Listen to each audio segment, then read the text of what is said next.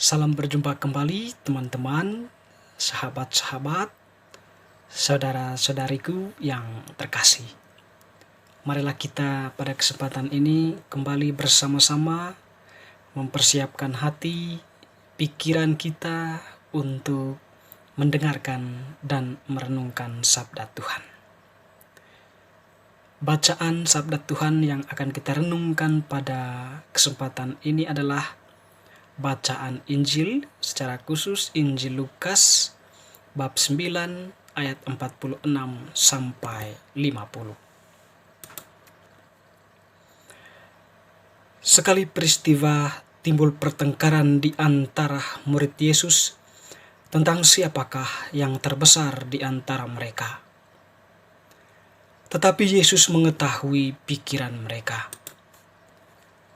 Karena itu, Ia mengambil seorang anak kecil dan menempatkannya di sampingnya, dan Ia berkata kepada mereka, "Barang siapa menerima anak ini demi namaku, dia menerima aku.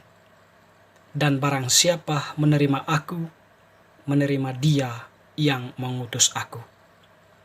Sebab yang terkecil di antara kalian, dialah yang terbesar." Pada kesempatan lain, Yohanes berkata, "Guru, kami melihat seorang mengusir setan demi namamu, dan kami telah mencegahnya karena ia bukan pengikut kita."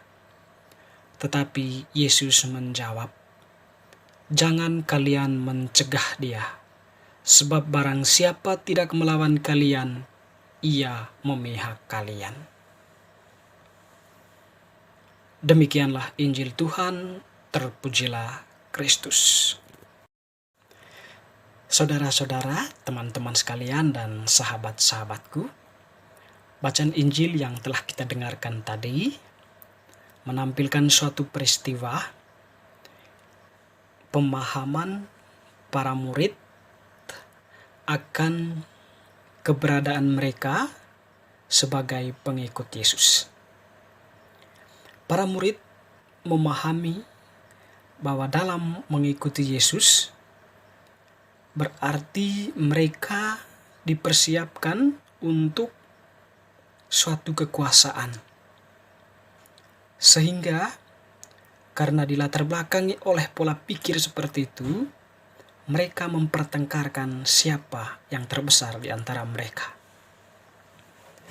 Tetapi apa yang mereka pikirkan itu tidak sejalan apa yang dipikirkan oleh Yesus, atau apa yang menjadi misi tujuan dari Yesus memanggil para muridnya.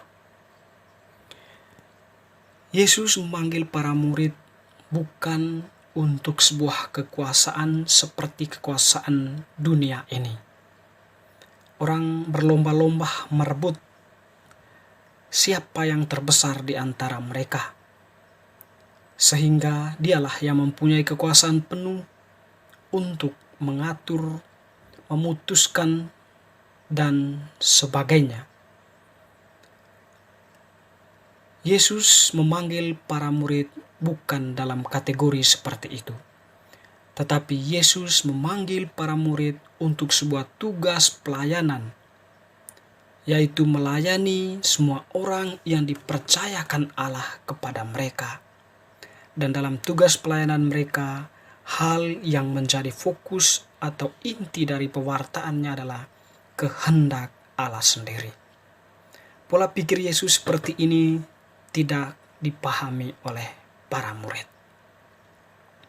Lalu kemudian menanggapi apa yang menjadi persoalan para murid, pertentangan mereka merebut atau mengatakan siapa yang terbesar di antara mereka, ditanggapi oleh Yesus secara simbolis, di mana Dia mengambil seorang anak kecil yang adalah simbol kerendahan hati, simbol ketulusan, simbol kepasrahan, simbol ketaatan. Di hadapan para murid, anak kecil itu ditempatkannya di sampingnya. Lalu Dia mengatakan, "Barang siapa menerima anak kecil ini dalam namaku, ia menerima aku. Dan barang siapa menerima aku, dia menerima Dia yang telah mengutus aku. Maksud dari pernyataan Tuhan ini mau mengatakan bahwa panggilan para murid sesungguhnya berada di dalam posisi sebagai pelayan. Dan pelayan yang setia, pelayan yang rendah hati, pelayan yang tulus, pelayan yang taat kepada kehendak Allah.